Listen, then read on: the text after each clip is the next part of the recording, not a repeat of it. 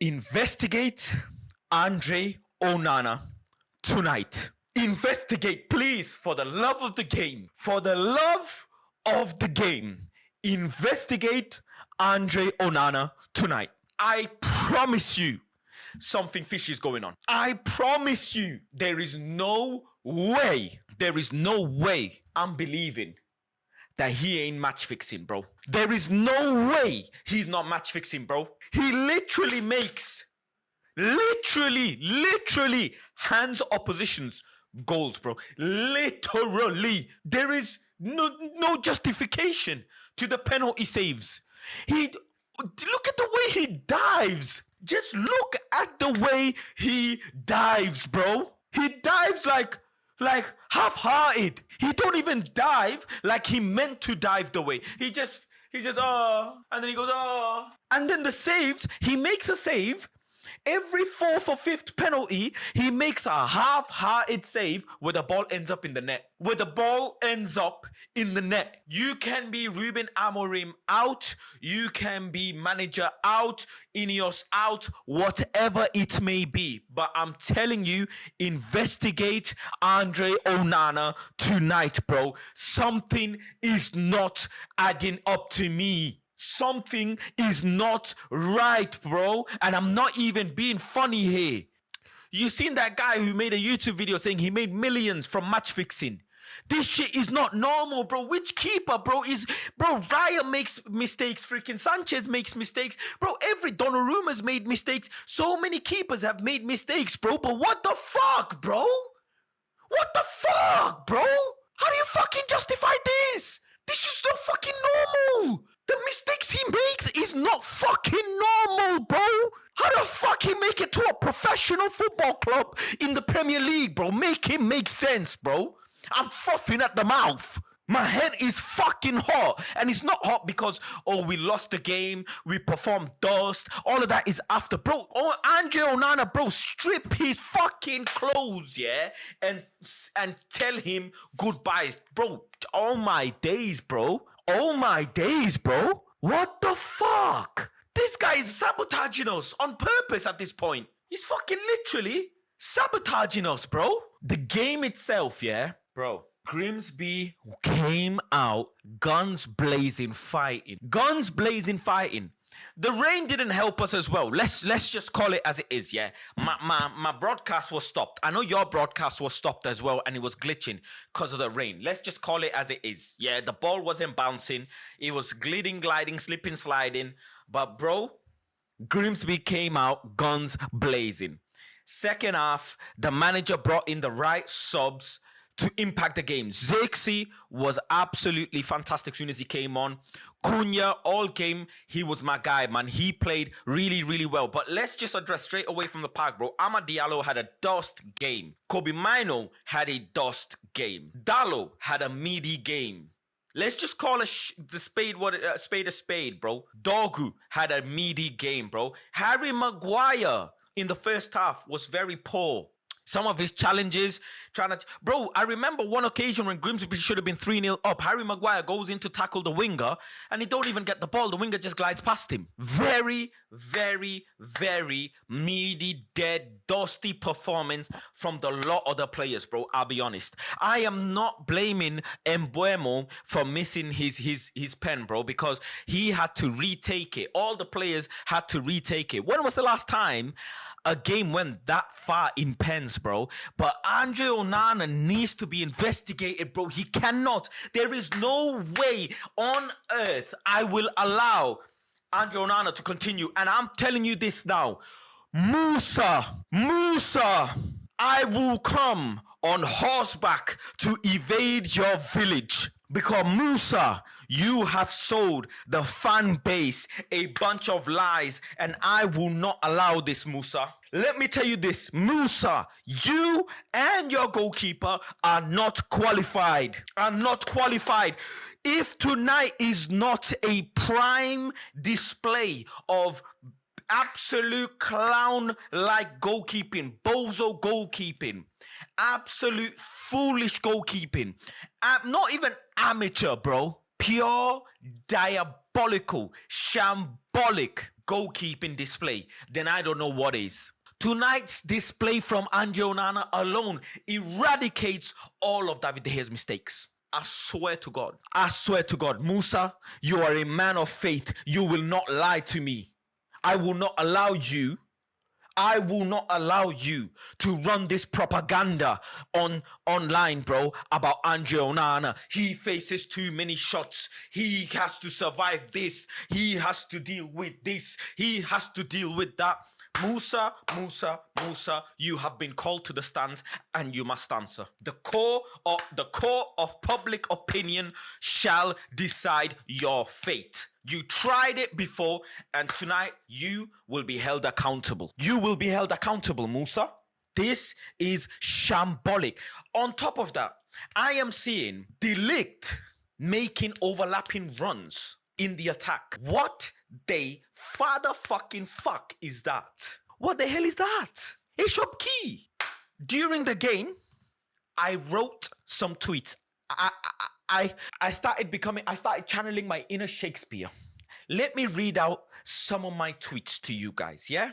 Some of my thoughts to you guys. Let me read them out. Hold on. The burden does not weigh upon the manager's throne, but upon the keeper, whose hands, betrayed by fate, have turned fleeting moments into shadows of despair. Take heart and do not despair, for victory yet flows within our veins.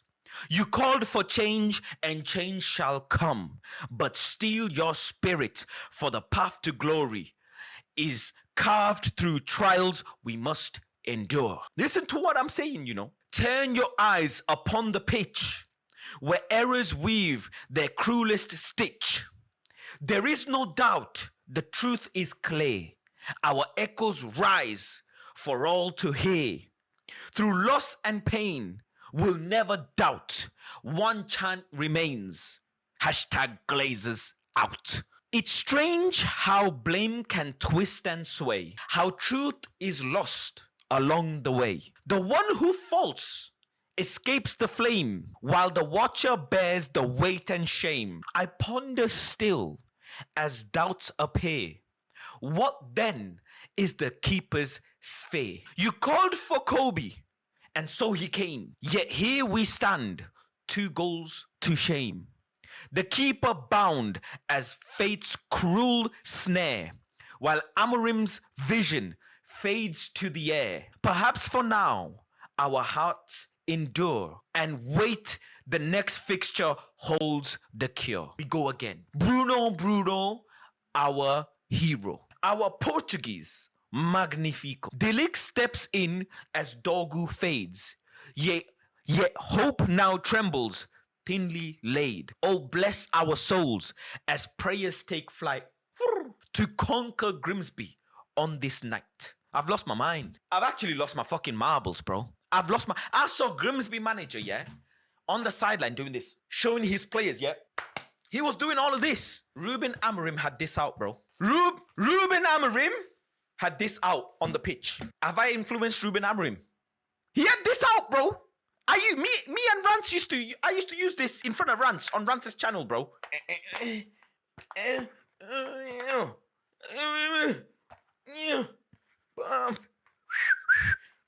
I used to show Rant, yeah, golazo like this. 3 at the back. Yeah.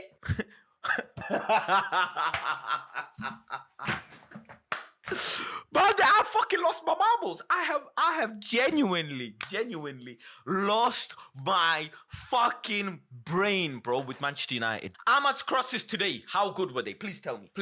Nana, this isn't about who's better than who's this, who's that. Tell me how good was Ahmad's crosses tonight? Our biggest goal threat is our defenders. How mad is that?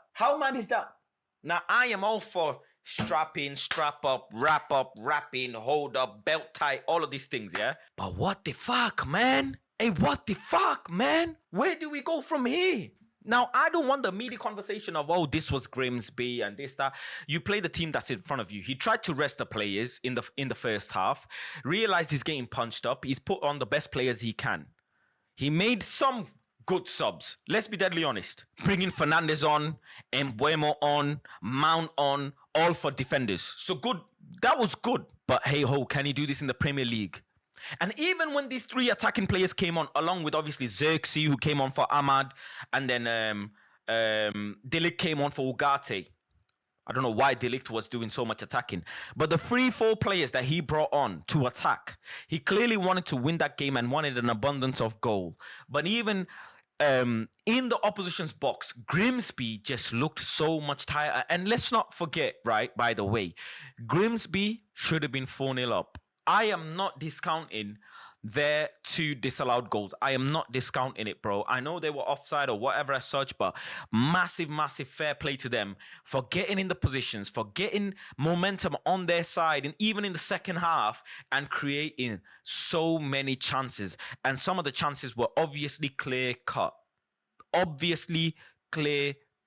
And they tried to defend, yet they struggled with our 2 goals. We just hammered crosses and trying to scam some goal, basically.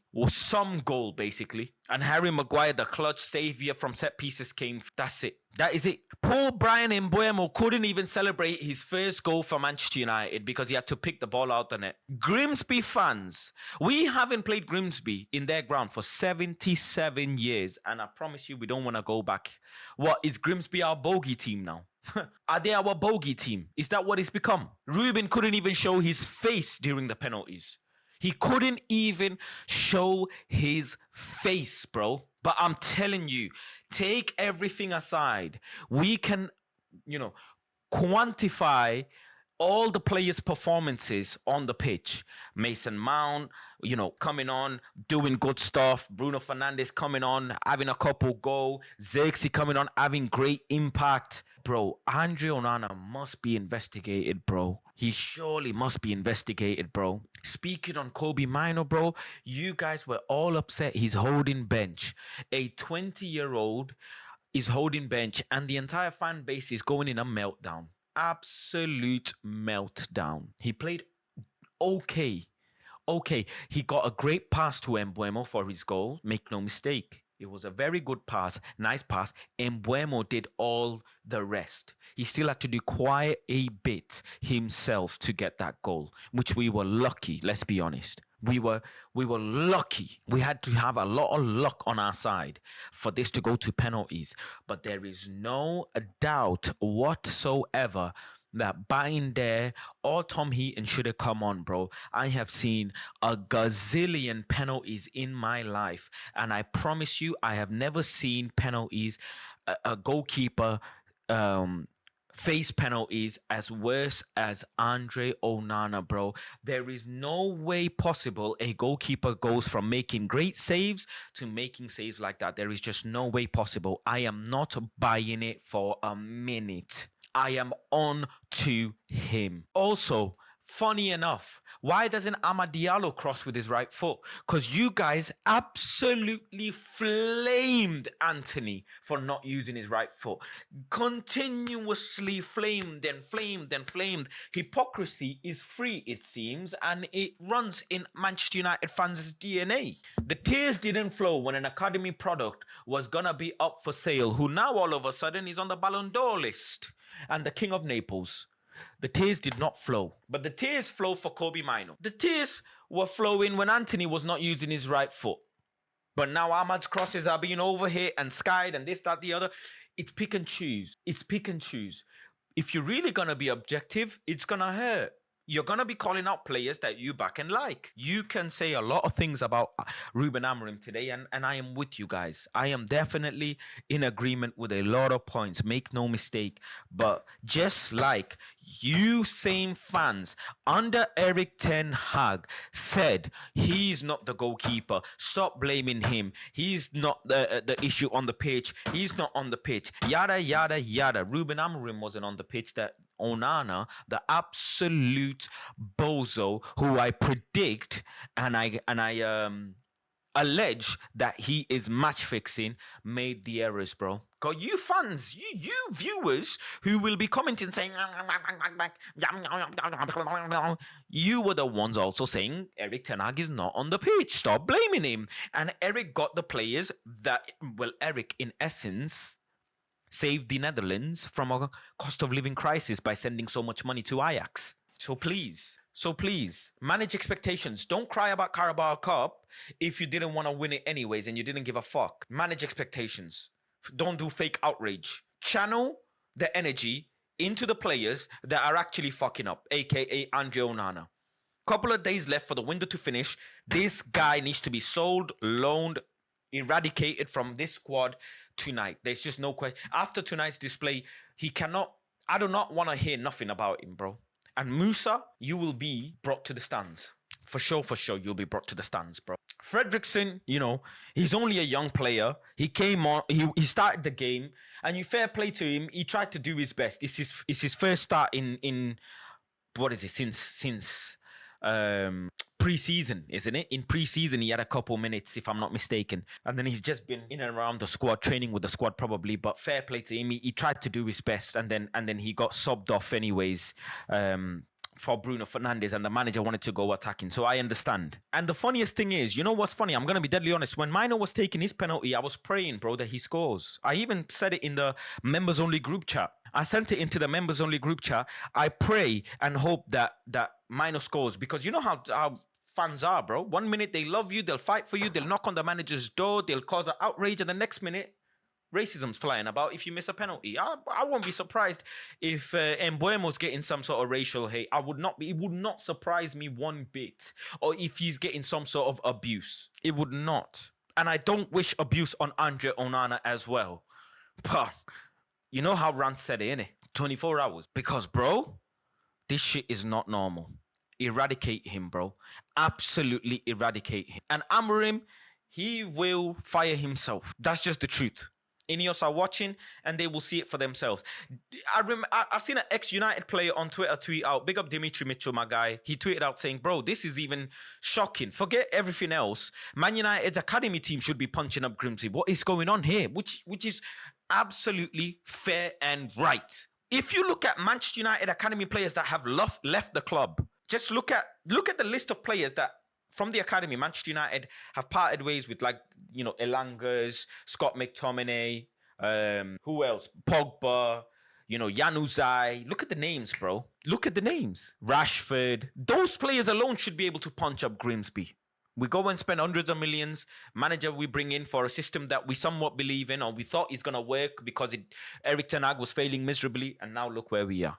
Well, Carabao Cup, it would have been nice, right? At the end of the day, if we won the Carabao Cup, people would have eased off Ruben Amorim. And the Carabao Cup is the first cup of the season that you can win. If he won that nice and early into the season, or he had a nice run into that cup run, people would have said, you know what, fair enough, ease off. But I promise you, if Amorim's sacking percentages were at 50%, they have most definitely gone up by another 30%. He's now easily at 80% sacking rate. Easily. Rio Ferdinand is another one you gotta call out. And you fans, you know, you guys have a lot of blame to take. You sit there and critique, but you don't critique one of the biggest YouTubers of them all. Actually, you don't critique and you don't bash and you don't go in on the biggest creators of them all. So you guys are to blame. You watching this are to blame.